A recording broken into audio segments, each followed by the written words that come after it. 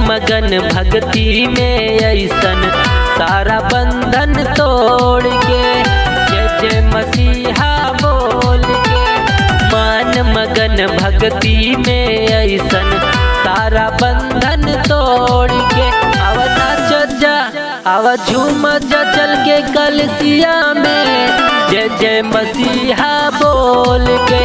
आवा झूम जा चल के कलसिया में जय जय मसीहा बोल के। पाप बुराई छोड़ के आजा प्रभु से नाता जोड़ला। पाप बुराई छोड़ के आजा प्रभु से नाता जोड़ला। आवा नाच जा आवा झूम जा चल के कलसिया में जय जय मसीहा बोल के। आवा नाच जा चल के कलसिया में जय जय मसीहा बोल के।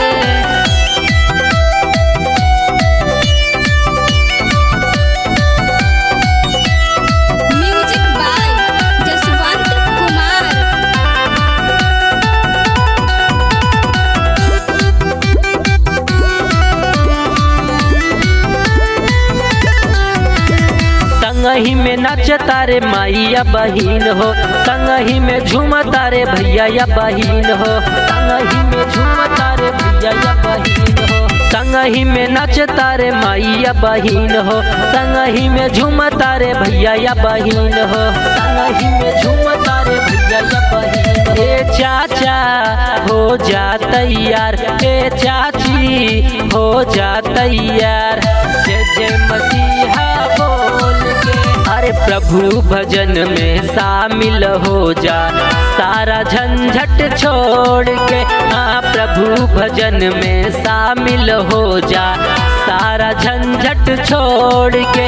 आवा नाच जा आवा झूम जा चल के कलसिया में जय जय मसीहा बोल के। आवा झूम जा चल के कलसिया में जय जय मसीहा बोल के।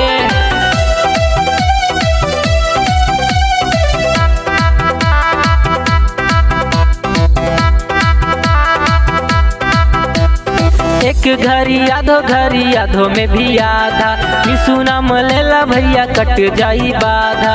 यीशु नाम लेला भैया कट जाई बाधा। एक घड़ी यादों में भी आधा। यीशु नाम लेला भैया कट जाई बाधा।